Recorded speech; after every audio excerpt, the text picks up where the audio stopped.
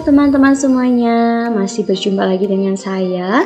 Oh ya, bagaimana kabar kalian hari ini? Semoga kalian sehat walafiat ya.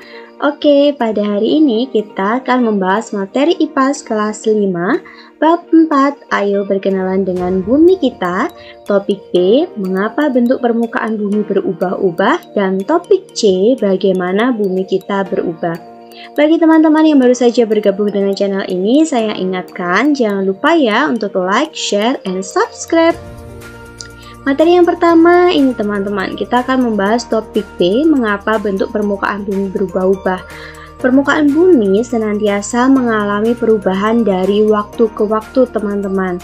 Perubahan ini terjadi akibat banyak hal, seperti yang pertama adalah faktor manusia. Contohnya pembangunan area perumahan, pabrik, jalan tol, dan gedung perkantoran yang dapat menyebabkan daerah tepi sungai, hutan, dan area persawahan mengalami perubahan teman-teman.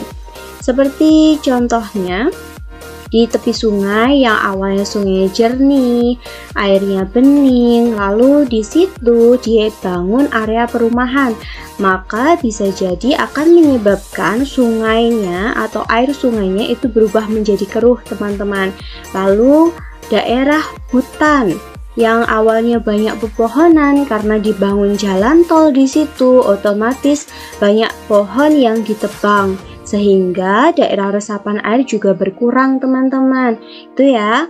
Lalu faktor yang kedua adalah faktor alam. Contohnya adalah gempa bumi, gunung meletus, tsunami, hujan badai, angin puting beliung, dan sebagainya. Adanya bencana alam ini dapat mengubah kondisi lingkungan di sekitar kita teman-teman.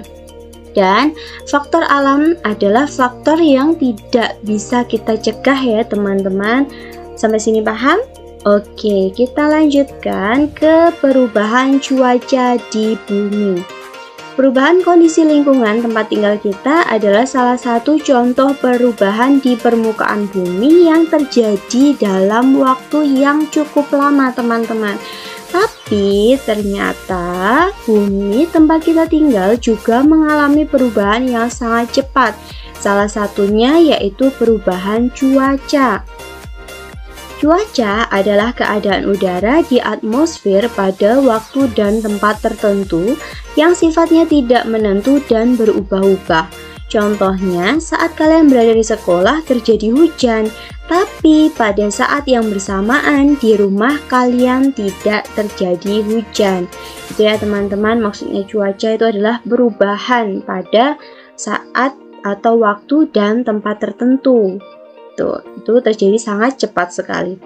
Lalu ini teman-teman, hujan merupakan fenomena alam yang sangat sering kita dengar dan teman-teman pasti tidak asing ya dengan hujan. Ternyata hujan itu adalah salah satu peristiwa alam yang merupakan bagian dari siklus air teman-teman. Lalu apakah itu siklus air? Teman-teman ada yang tahu? Ya, coba kita cek ya apakah jawaban kalian benar. Ternyata siklus air yaitu proses perpindahan air di permukaan bumi ke atmosfer yang terjadi secara terus-menerus teman-teman. Coba teman-teman perhatikan gambar berikut ini ya. Ini adalah siklus air teman-teman.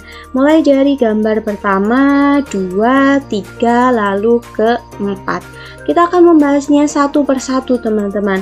Dari ini gambar yang nomor 2. Ini kira-kira gambar apa teman-teman? Iya, pintar sekali. Ini adalah gambar air yang menguap ya teman-teman karena sinar matahari. Ini gambar nomor 2 disebut dengan proses apa? Ya, ini namanya adalah evaporasi atau penguapan, di mana air di laut, sungai, dan danau menguap akibat panas dari sinar matahari teman-teman. Nih ya, jadi air yang menguap, lalu terjadilah peristiwa yang nomor 3 ini teman-teman, disebut dengan peristiwa kondensasi atau pengembunan. Yaitu uap air berasal dari proses evaporasi dan transpirasi berubah menjadi awan dan akan berada di tempat tinggi karena terbawa angin. Oh ya teman-teman, transpirasi itu adalah peristiwa penguapan yang terjadi pada tumbuhan. Tadi kalau evaporasi itu kan penguapan dari air laut, sungai, dan danau ya teman-teman. Tapi kalau transpirasi itu adalah penguapan dari tumbuh-tumbuhan. Tuh disebut dengan peristiwa kondensasi atau pengembunan. Ini ya teman-teman terjadi di sini. Lalu proses yang selanjutnya, atau ini gambar yang ini apa teman-teman? Gambar hujan. Ya, ini disebut dengan peristiwa presipitasi, yaitu proses turunnya air awan menuju bumi atau biasa disebut dengan peristiwa hujan. Lalu proses yang selanjutnya, ini teman-teman gambar nomor 1 ini terlihat bahwa dari air hujan itu mengalir ke permukaan bumi, itu disebut dengan peristiwa apa teman-teman? Iya, infiltrasi atau disebut juga sebagai peristiwa penyerapan, yaitu air hujan yang turun ke bumi akan mengalir ke sungai, danau, lautan hingga samudra serta akan terserap ke tanah. Ya teman-teman, jadi dari yang pertama tadi menguap, lalu kondensasi membentuk awan, lalu akan terbang ke daerah yang lebih tinggi karena terbawa angin, lalu setelah itu akan turun hujan, dan yang terakhir itu adalah penyerapan, baik itu penyerapan ke sungai, mengalir ke sungai, danau, laut, atau bahkan samudra, juga akan menyerap ke tanah teman-teman, yang akan digunakan sebagai bahan minum atau nutrisi untuk tumbuh-tumbuhan. Itu ya teman-teman, siklus dari air. Ada 4 proses yang perlu kalian ingat. Sampai sini paham? Iya, bagus sekali. Kita lanjutkan ke topik C, bagaimana bumi kita berubah. Permukaan bumi terbentuk atau berbentuk padat dan keras. Bagian mantel bumi berbentuk cair. Lapisan permukaan bumi berbentuk lempengan-lempengan yang bisa saling tumpang tindih satu sama lain. Lempengan bumi senantiasa bergerak karena adanya arus konveksi yang terjadi di dalam bumi. Pergerakan lempeng bumi ini yang menyebabkan permukaan bumi mengalami perubahan.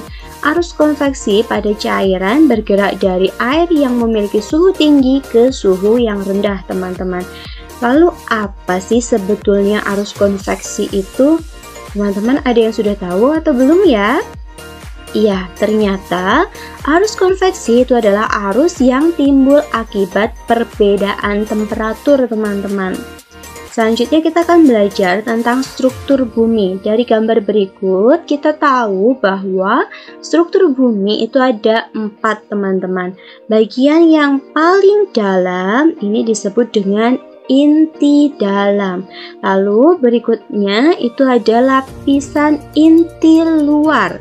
Dan ini yang ketiga itu adalah mantel bumi teman-teman. Dan yang terakhir adalah kerak bumi. Kita akan membahas satu persatu tentang detailnya ya teman-teman. Kita mulai dari inti dalam bumi. Itu ternyata merupakan bagian terdalam bumi, sangat panas dan berwujud cair teman-teman. Lalu inti luar bumi merupakan bagian dalam bumi dan berwujud cair juga. Dan yang ketiga adalah mantel bumi, yaitu bagian dalam bumi yang berwujud padat teman-teman. Dan yang terakhir adalah kerak bumi, yaitu bagian terluar dari permukaan bumi yang keras dan padat. Sampai sini bisa dipahami ya teman-teman? Oke, sekiranya itu saja yang bisa saya sampaikan pada hari ini ya teman-teman. Kurang lebihnya saya mohon maaf. Semoga video ini bermanfaat. Dan sampai jumpa di pertemuan selanjutnya. Jangan lupa ya, like, share, and subscribe.